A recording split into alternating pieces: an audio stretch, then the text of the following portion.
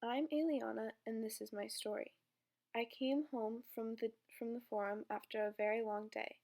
I ate dinner with my husband Caesar and my two children, Juliana and Felix, and then I went to sleep. When I woke up in the morning, I felt lots of tremors and saw some ash falling in the distance. My husband left early in the morning to do work in the forum and told me he would be gone for most of the day.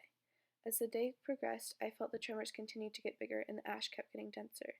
I started getting scared and wanted my husband to come home, but did not want to go into the forum to find him just yet.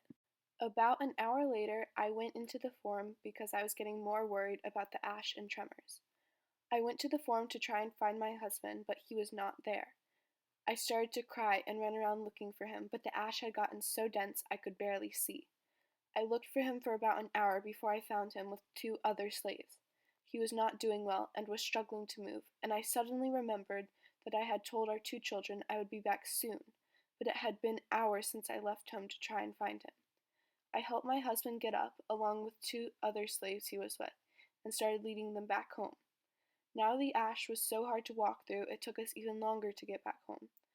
One of the slaves that had been with my husband when I found them collapsed on the journey home and was covered in ash so quickly he died almost instantly. But we had to keep walking home to get our kids and then try and escape from Pompeii. It took us several more hours to make it back to the house. When we finally did get back home, almost our whole house had collapsed and we couldn't see the kids. I told my husband and Eva, the slave, to wait outside the ruins of our house because they were very, very weak. So while they waited, I tried my very hardest to search around the scorching hot crumbles of our old, humble home, but nothing.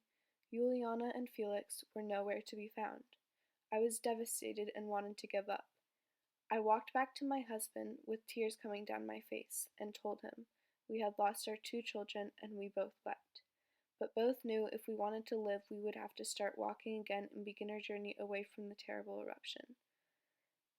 As we walked as fast as we could, which wasn't very fast because the dense falling ash, we tried to all talk to each other and stay happy, but it got harder and harder the more we had to continue walking, and we continued to lose hope that there could be a happy ending to this awful event.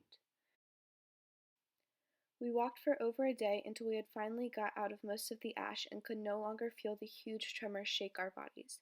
A few hours later, Eva and I, whom I had become very close with throughout our journey, had to stop and have a short memorial service for my husband, who had gotten very sick walking and having to breathe in so much of the ash.